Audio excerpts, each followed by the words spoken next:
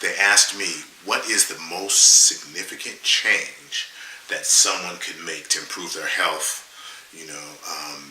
And when I think of answering questions like that, you have to look at making the one change that will make the most impact, that will affect all of the other factors and areas involved. So with that being said, I would say the one change that you can make that will have the largest benefit on your life in terms of weight loss, gaining muscle, fending off disease, things like that, improve your sleep habits.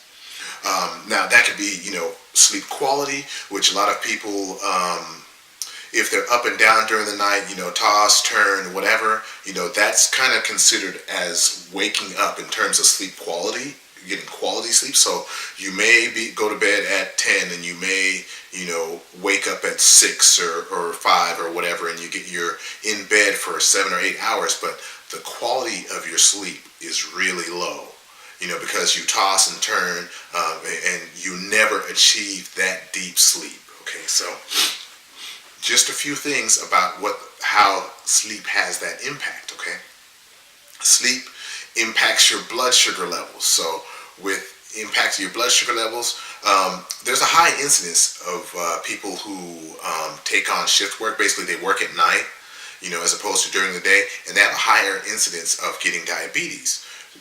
So, and that also goes hand in hand with sleep quality, being obese, things like that. All right. So when your sleep is less than optimal, your sleep is not good, you have higher stress hormone levels. Okay. A lot of people try to deal with those stress hormone habits by what?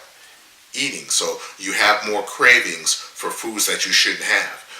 When it goes into you working out, if you have less energy, you're less likely to want to work out. Or during your workouts, you're less likely to train hard, because with poor sleep, your perception of pain is higher. So that what I mean when I'm saying that is, when you're doing a task, like for me, when I would go out and be out late on Friday nights and then worked on a Saturday, which I used to try to avoid it for that reason, is normally if I did little things like pick up a 45-pound plate, and put it on a bar,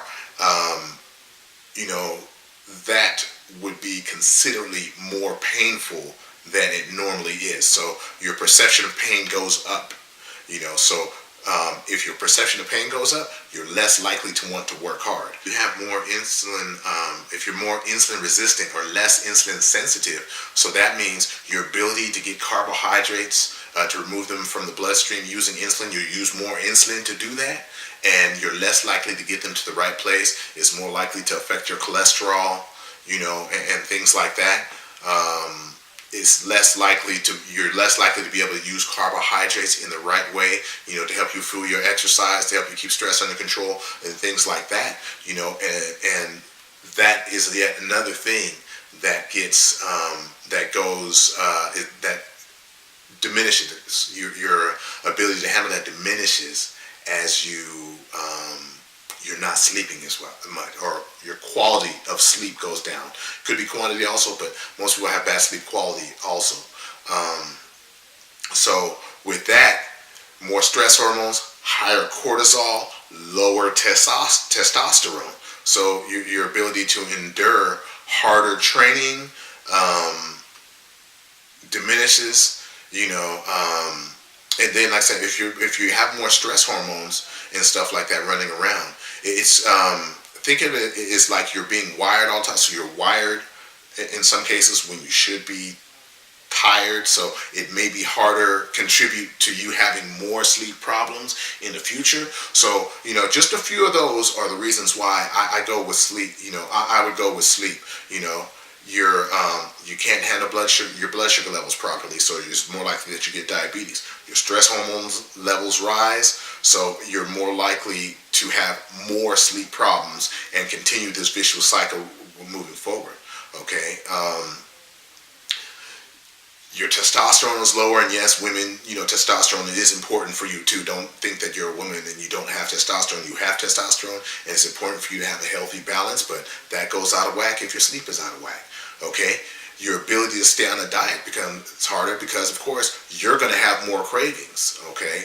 So, and just a few things, you won't perform as well during your workouts or as you should, and you're less likely to need to train as hard as you need to train to take your body out of its comfort zone far enough for your body to make the magic of change happen. So think of it in those terms, and that is the reason why I would say sleep, because sleep affects everything else, or affects the most things. So if it's one habit, sleep is it.